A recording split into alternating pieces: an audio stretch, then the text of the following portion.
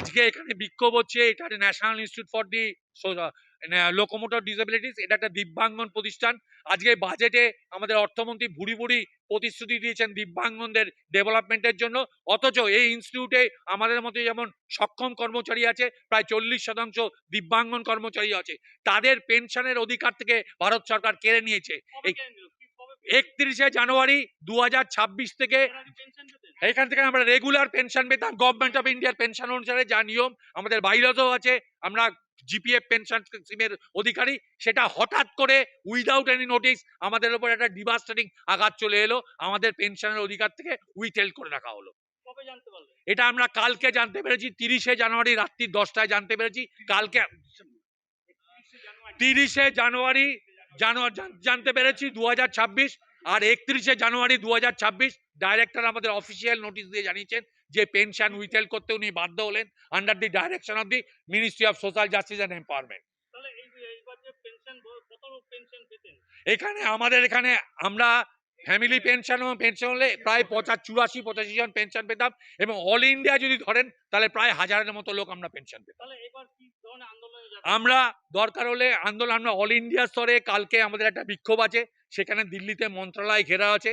কালকে আমাদের গভর্নিং কাউন্সিলের মিটিং আছে, সেখানে আমাদের প্রতিনিধি, আমাদের ডাইরেক্টর আমাদের কথা তুলে ধরবেন জয়েন্ট সেক্রেটারির সামনে। এছাড়া আমরা যদি বিকল্প কোনো পথ না হয় তাহলে আইনের দ্বারস্থ হব, এবং আমরা আপনাদের সহযোগিতা চাই এই খবরটা যত।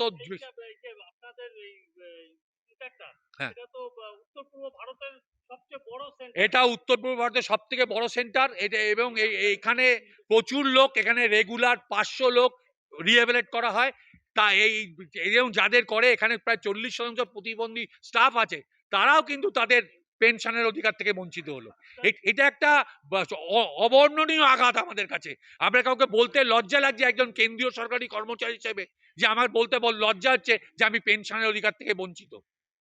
এটা এই ব্যাপারে আমরা চাই আপনারা একটু আমাদের সহযোগিতা করুন, আমাদের এই বিক্ষোভের এটাকে আপনারা তুলে ধরুন। আমরা সেটা আমাদের যে কর্মসমিতি আছে আমরা ঠিক করব। আমরা আইনের পথ নিতে পারি, বা অন্যান্য যা কিছু আমরা দিল্লিতে যেতে পারি। দিল্লিতে আমরা অল ইন্ডিয়া বেসে আমাদের যে 8টা ইনস্টিটিউট আছে সমবেত হয়ে আমরা ধর্ণা দিতে পারি।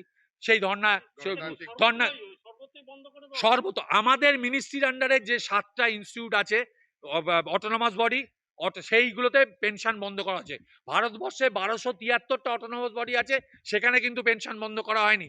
যেমন কলকাতাতে আছে Bose institute, Saha institute of nuclear physics, Indian institute of chemical biology, Indian institute of cultivation science. এখানে আমাদের উল্টো দিকে ইন্ডিয়ান স্ট্যাটিস্টিক্যাল ইনস্টিটিউট, সবাই পেনশন পাচ্ছে। খালি আমরা পেনশন থেকে বঞ্চিত। আমরা যেহেতু ministry of social justice and এম্পাওয়ারমেন্টের আন্ডারে, সেই আন্ডারে অটোনমাস বডি 7টা, তাদের পেনশনের অধিকার থেকে বঞ্চিত করা হয়েছে।